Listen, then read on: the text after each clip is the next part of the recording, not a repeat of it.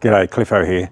If you're seeing this video, it's because you've clicked through to have a look at my two 1997 Yamaha RoyalStar Tour Classics being sold as a package of two bikes, a whole bunch of spares, manuals, and some memorabilia that I had as a collector of these bikes.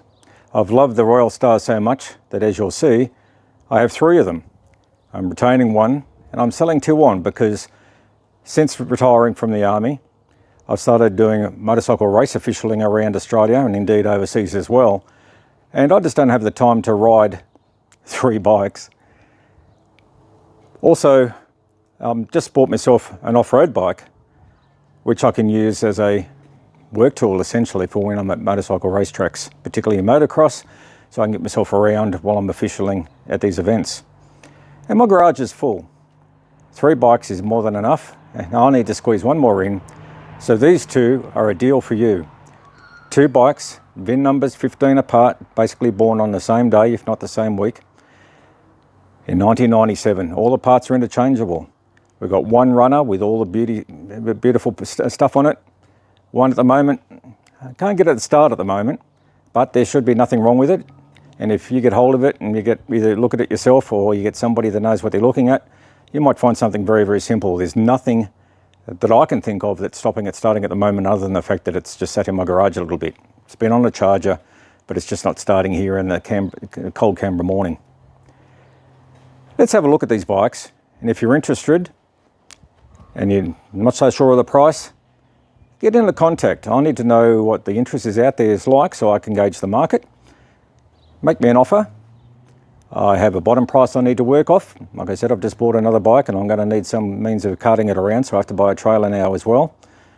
But just touch me up, see how we go. Anyway, have a bit of a look at what I've got to offer and see what you think.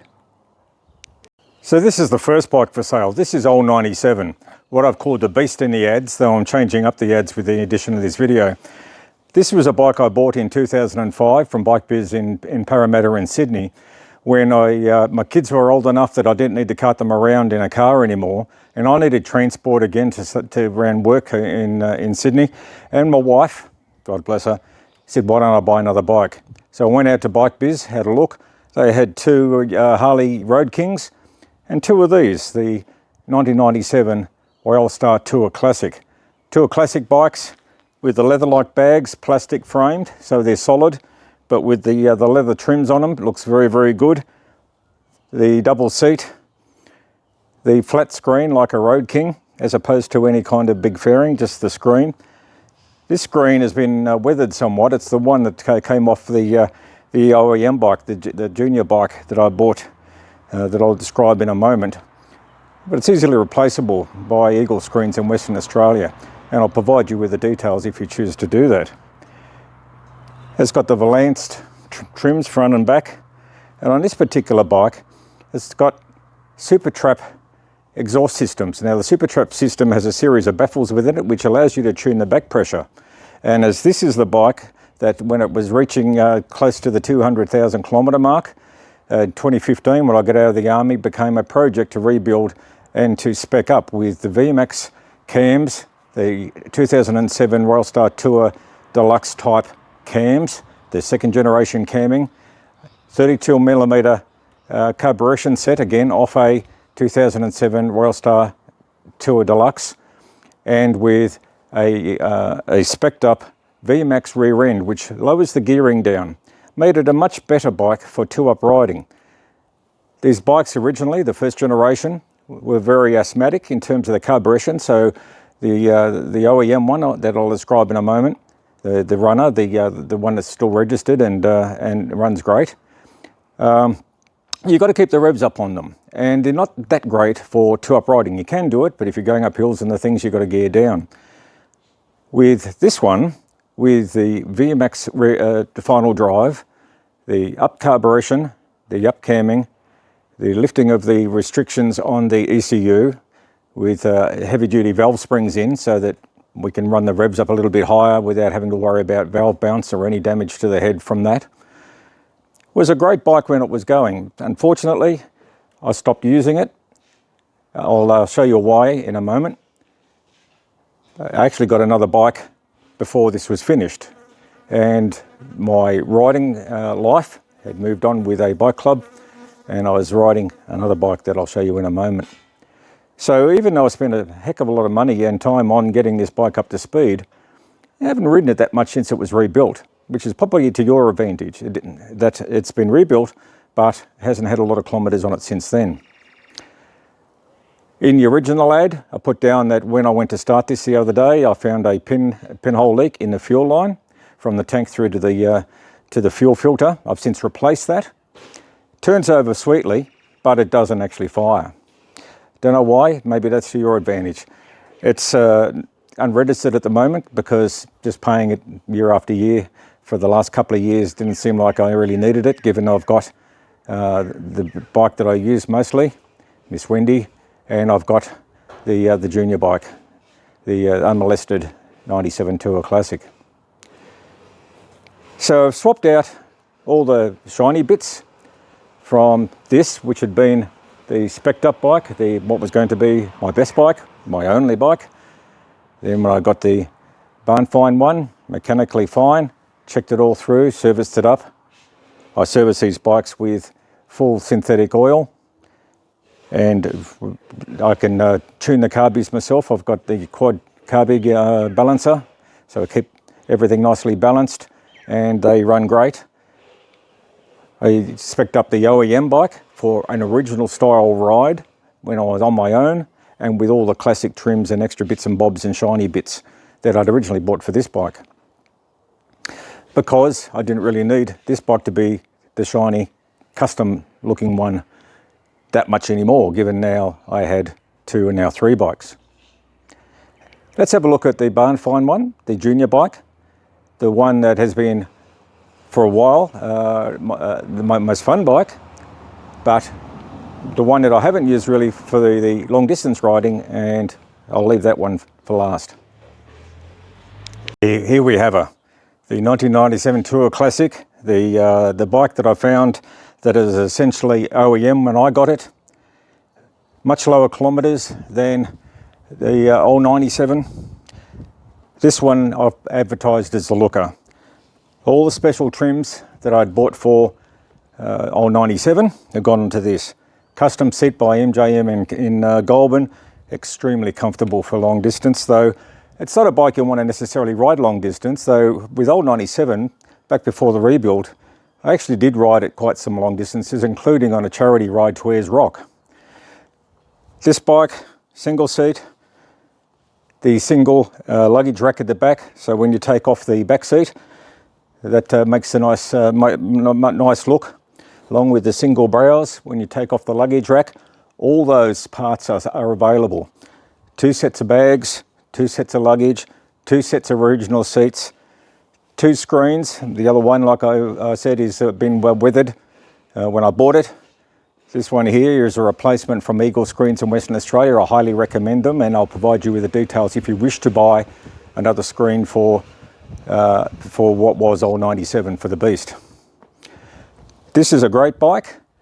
It's run, it's got nearly 12 months worth of registration onto it, and it will have a roadworthy certificate so that you can transfer it into your name in your state quite easily. Both bikes, all the spare parts that I've got, the original parts that came out of old 97's engine, plus some new spares, things in packet still with the original Yamaha spec number on them. Manuals, 1 user manual. Both bikes have 2 keys that match the fuel and the ignition. The ignition on these bikes, by the way, is down behind the seat here, so that when you put your keys away, you've got a nice clean dash. On the other side, there's another lock, which is for the seat, where you can get at the battery. Let's get this one started. I just noticed I've got to get the key. I'll be right back.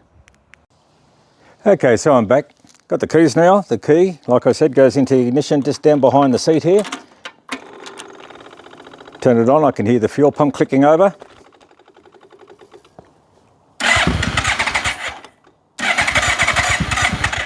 Cold morning here in Canberra at the moment, so maybe just a little bit of choke.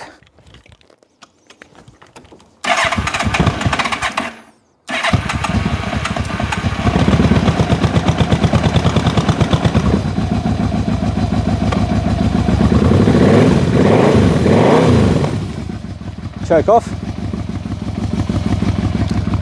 Okay, that's retracted itself just fine. Like I said, it's a cold morning here in Canberra.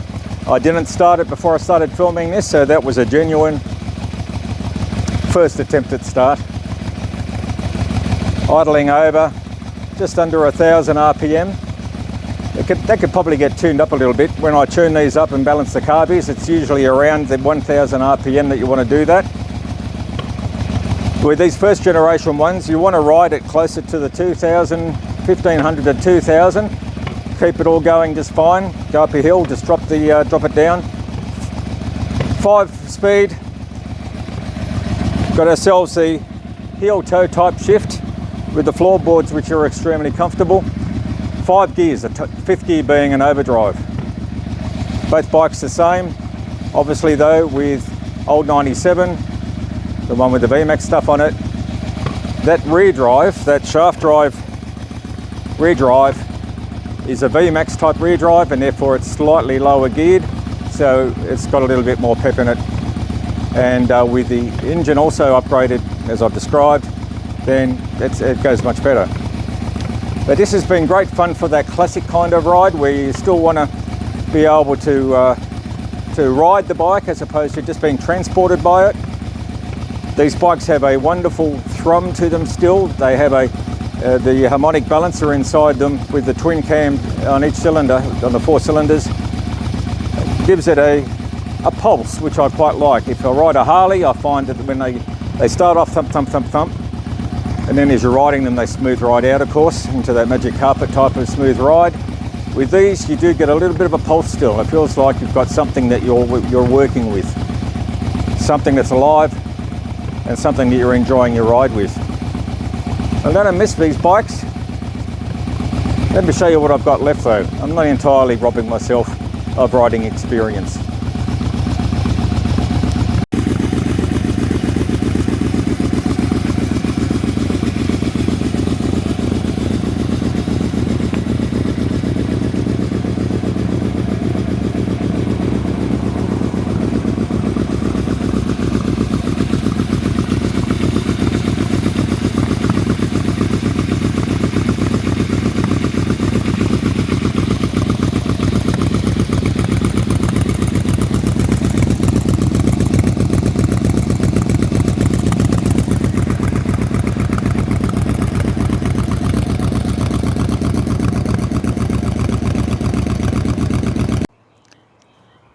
So you're probably wondering why, having 2 1997s, I'm now selling them, particularly after spending so much money on rebuilding the old 97, my first bike.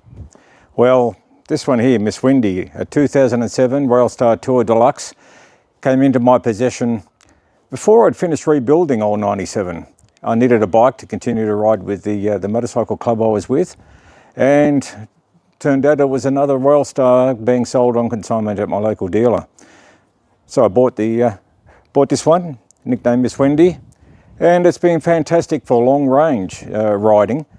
It's got the 32mm carbies, so it's got the performance that the first generation didn't have, this being a second generation. It's got the second generation cams, the same sort of cams that I've put into old 97. And it's got the electronic cruise control, stereo on the fairing. It's got the lumbar bar, the lumbar backrest, very comfortable, and I've also put a tow bar on it so I can tow it with a trailer to get around to the race events with camping gear. So this actually became my preferred motorcycle. So even though I finished off old 97 with the help of the VMAX specialist to get it all tweaked in and tuned up, it ended up being that as I increasingly went around to motorcycle racing events, that it was this one, Miss Wendy, particularly with the trailer, with the camping gear, that I was using more often. Well, it turns out over time that I'm in fact getting around now more with my Marshallmobile Ford Transit camper van now. So I'm not riding nearly as much as I was. And when I do, it tends to be Miss Wendy here. Though the original OEM barn find bike, the junior bike, the one that's been unmolested mechanically, is been great fun. In its first generation specs, it's still very pneumatic, very asthmatic in terms of how it's carburetted, which is why they went with the second generation with 32mm carbies instead of the 28mm carbies. and there hasn't been the pilot jets or anything. All the jetting hasn't been interfered with on that bike. It's got the standard airbox on it, as opposed to any of the opening up airboxes that enthusiasts have been doing with their first generation to try and get some more performance out of them. And my garage is getting full. I've just bought another bike that I can use at race events to get around the track as a racetrack official, and my garage is now full of 3 bikes and with a 4th one coming in, so it's time to clear out the 297s. Well, thanks again for having a look at these bikes. I'm really going to miss them. I'm keeping Miss Wendy, so that's fine. And indeed, I'm going to be going over to Tailem Bend for the Australian Superbike Series at the end of the year on that bike.